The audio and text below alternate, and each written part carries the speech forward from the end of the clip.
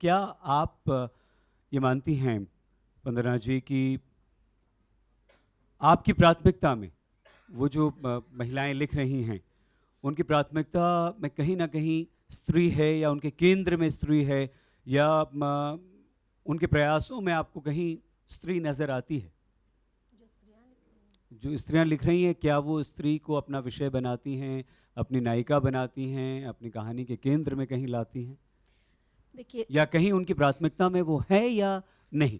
देखिए शुरुआत यहीं से की जाए। पहला वाक्य मैं भी कहना चाहूँगी कि हाँ, नया सृजन, जैसे दोनों मेरे साथियों ने कहा कि सचमुच एक नए तरह का आस्वाद हिंदी साहित्य में पैदा किया जा रहा है और इसे पैदा करने वाली स्त्रियां हैं। अगर आंकड़े देख लिए जाएं तो आज हिंदी साहित्य में सबसे ज़्यादा कहानियाँ, कविताएं लिखने वाली तादाद में औरतें हैं। तो जाहिर सी बात है कि जब औरतें किसी चीज़ को इनिशिएट करेंगी, लिखना शुरू करेंगी, दर्ज करना शुरू करेंगी, तो उनके केंद्र में सबसे पहले स्त्री आएगी।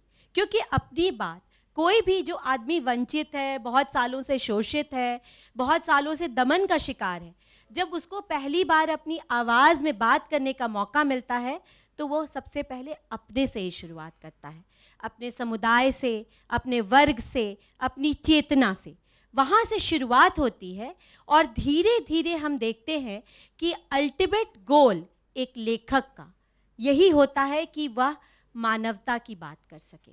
वह उसे सिर्फ एक स्त्री के खांचे में, जैसा कौशल ने कहा, कि सीमित न करके देखा जाए। वही सबसे बड़ा आग्रह है जो एक लेखिका भी चाहती है।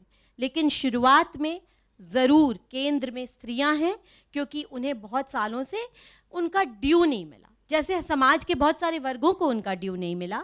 और वो बात अपनी बहुत, कई लोगों को ये बात बहुत रोष भरी लगती है कि स्त्रियां ऐसे भाषा में कैसे बात कर रही हैं। लेकिन स्थितियां तो बदल गई हैं ना, नए नए चैलेंजेस अगर समाज के सामने आए हैं। अगर हम ये कह रहे हैं कि समाज में समाज का फिनेंशियल बदल गया, इकोनॉमिक्स बदल गया, तो जाहिर सी बात है वो स्त्रियों पे भी लागू होगा। जब हम कहते हैं सामाजिक संरचना बदल गई है, वो स्त्रियों पे भी लागू होगी। जब वो कह रही हैं कि आकांक्षाएं बदल गई हैं, अब वो नेचुरली वो स्त्री दर्ज करेगी कि भाई अब मुझे नहीं चाहिए। इसे आप प्रोटेस्ट कह सकते हैं, क्रांति कह सकते हैं, या अगर आप बहुत सहज हो जाएं इन स्थितियों से तो आप इसे कह सकते हैं ये एक दूसरी आवाज़ है। जैसे पुरुषों की एक आवाज़ है, उसी तरह की सहभागिता की ये एक आवाज़ है।